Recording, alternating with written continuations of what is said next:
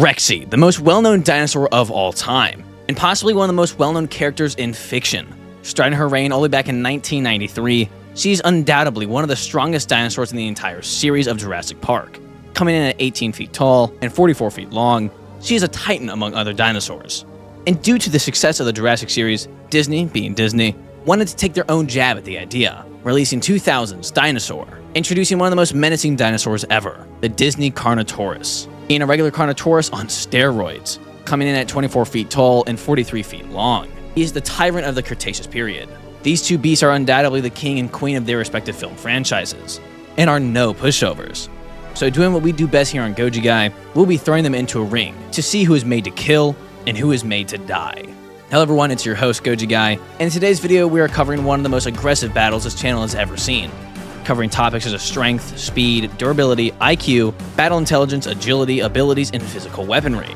That along with some special guests you won't want to miss out, so grab a chair and kick back as we discuss Rexy versus the Disney Carnotaurus. Who would win?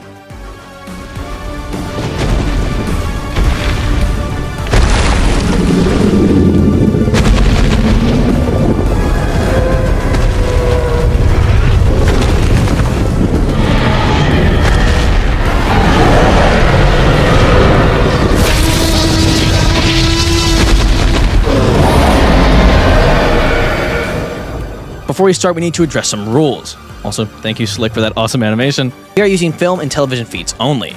And for the Carno, there are 2 or 3 respectively in the film, but for this dinosaur to have enough feats to compete, we're just going to fuse them all together. And with that out of the way, let's start with strength. Overall strength. Yes, it's Steve from Goji Center. I am Steve.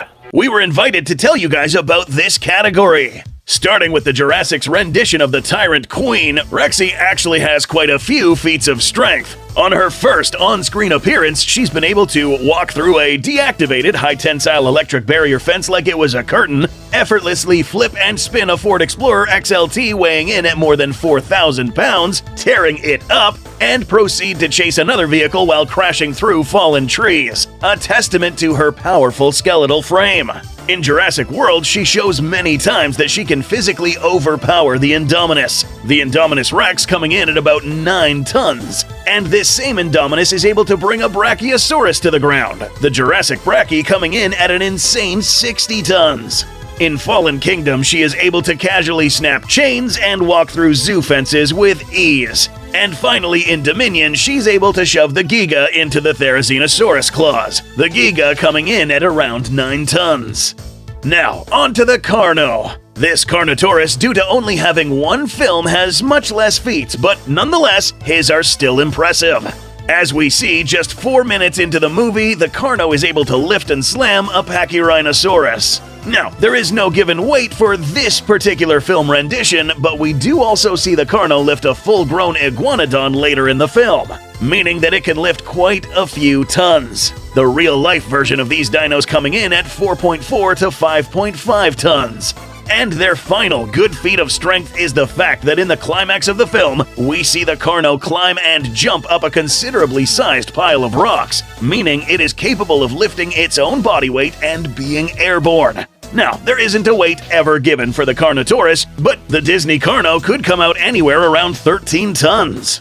So, who wins strength? This goes down to how both handle other dinosaurs. Many times we saw the Carno struggle against a smaller iguanodon, whereas an older Rexy was capable of standing her ground against a young, equally sized, irate Indominus Rex, and another giant predator like the Giga. A Rexy in her prime would most definitely prove more lethal. For this reason, the edge for overall strength will go to the Tyrant Queen, Rexy. We're going to weigh in one last attribute, speed.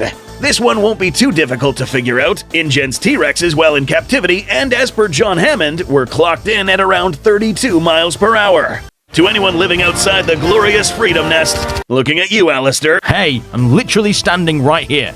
That's around 51 kilometers per hour. For the Carno, the visual reference we have is the fact that it catches up to and outpaces Aladar, meaning that this Carno can move at around 15 to 20 miles per hour. Therefore, Rexy takes another edge when it comes to speed. That's a wrap from us, and after this video, go check out our latest episode, figuring out if the Indom can survive Skull Island. Now on to durability. Who can take more hits in this battle? Now starting with Rexy. She has shown many times that she can take hit after hit and quickly get back up and keep fighting. In Dominion, she was able to handle the Giga's weight, being pressed on her, she can withstand being rammed into by a Tarbosaurus. She is also pretty hard to pierce, being able to withstand scratches from raptors in Jurassic Park, and forcing Claire to use all of her strength in order to get a small needle through her skin. Though there is one issue. As we see in the Dominion prologue, she does have a weak spot, that being her neck. As shown from the Giga, one well-placed bite and Rexy went down. Down to the Carno, and he really just has 1 feat. That being that he was able to survive a cave collapsing. Now granted, one did die from this, though that one was already damaged, and it was more in the epicenter of the cave collapse, while the one that survived was near the edge. So we don't really have anything too impressive for the Carno. So it's pretty clear when it comes to durability, Rexy takes it. Now onto IQ, and I'm just gonna cut to the chase. It's Rexy. The Carno's only slight feat is that they can work together, and the smaller one knew when it was outmatched, while Rexy, on the other hand, has shown that she can swim, she's able to collect resources to build a nest, and was able to deduce that the Therizinosaurus' claws would be a viable attack to kill the Giga. And while they can both sneak around, that'll be more in the abilities part of this video. So just wait for that. So the winner for IQ is Rexy. What's up, Alistair from Dangerville here, taking over. Next up is Battle Intelligence. Who has more experience on the battlefield? Now, Rexy has fought many creatures, such as the raptors in Jurassic Park, the Indominus Rex in World, the Giganotosaurus in Dominion, and the Tarbosaurus in Hidden Adventures. She has also worked in teams, working with the raptors in Jurassic World and the Therizinosaurus in Dominion. And the Carno, well, yeah, there's not much here. I mean, they are able to take out smaller prey animals and seemingly work in a team, but other than that, he's actually kind of a coward, backing down from a group of iguanodons and triceratops. So, for battle intelligence, Rexy absolutely steals it. Now onto agility. Could this be one that finally goes to Carno? Rexy is, at the end of the day, a Tyrannosaurus Rex, which aren't quite known for their gracefulness, while the Carno was able to climb and jump up a massive stone cliff, catching up to the much more agile Iguanodon. So the winner for agility goes to the Carno. Subscribe to my OnlyFans. And now onto abilities. What can these dinos pull off in order to give them an advantage in the battle?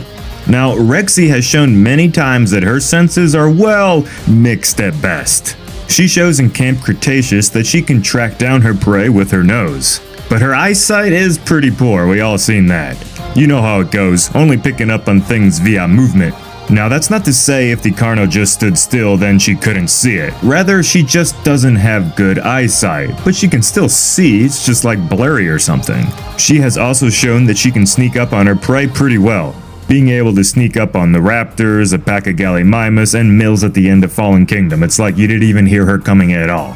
Now onto the Carnotaurus. The Carno actually excels in this category, showing that they are also able to sneak up on their prey, as well as also being able to camouflage pretty well in their natural surroundings. They also have great hearing if you didn't know, picking up on a roar that didn't even last a second. And for context, they were out in a storm, and the roar was covered by rain, and yet they still were able to pinpoint its exact location. And it shows they're able to traverse and track prey at night and in the rain. That's pretty impressive. And for two-legged creatures with tiny little arms, at the end of the film they did show that they're actually able to climb pretty well. So the winner for the abilities is the Carnotaurus. And finally, physical weaponry, whose body gives them an advantage in the battle. Now, Rexy, of course, has her claws, which, while sharp, aren't really usable in this fight. Her main form of attack will be her jaw and tail. Those massive jaws with those dagger-sized teeth are not to be messed with. Any animal on the receiving end is gonna have a bad day.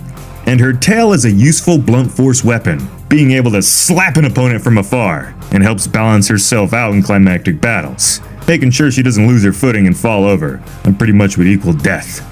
And finally, the Carno. This thing has one hell of a bite.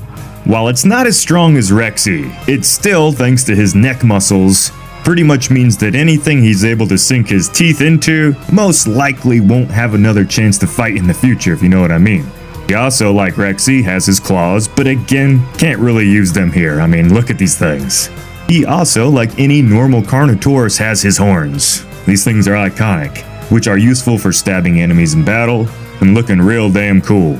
But interestingly enough, the Disney Carnotaurus also has ostroderms covering his back, acting as a form of protection from many sharp attacks. You can see this on like crocodiles and alligators if you want an example. So while it's close here, due to the Carno just having more useful traits, he's gonna take this category as well. So, firstly, thank you to Dangerville, Slick, and Goji Center for popping in. It's always fun to work with you guys. And I mean, I know most of you guys watching are already subscribed to them, but if you aren't, make sure to go subscribe to them. They are amazing creators. If you want versus content like mine, but much more in depth, make sure to go check out Goji Center. If you want to keep up with everything kaiju news related, check out Dangerville. And if you want to see some awesome animations, make sure to check out Slick. But with that being said, let's look at the poll. We have a score of 5 to 3.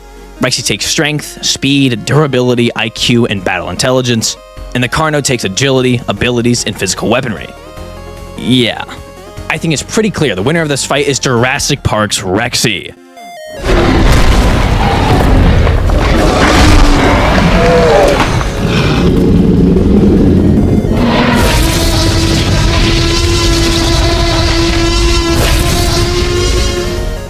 Her better strength and speed will give her a great advantage in this battle. That, along with the Carno not really being able to damage her, will help out a lot. Now, if this fight were to realistically happen, the Carno, upon getting slammed by Rexy, would attempt to run off, which Rexy most likely wouldn't let happen, quickly catching up and finishing the job. And literally the only way the Carno could win is if he uses his size to his advantage, find a way to bite Rexy's neck and try and kill her. But overall, Rexy walks away victorious. But what do you guys think? Let me know in the comments below. Again, thank you to everybody who's worked on this video with me. But as always, keep collecting. Goji Guy out. See ya.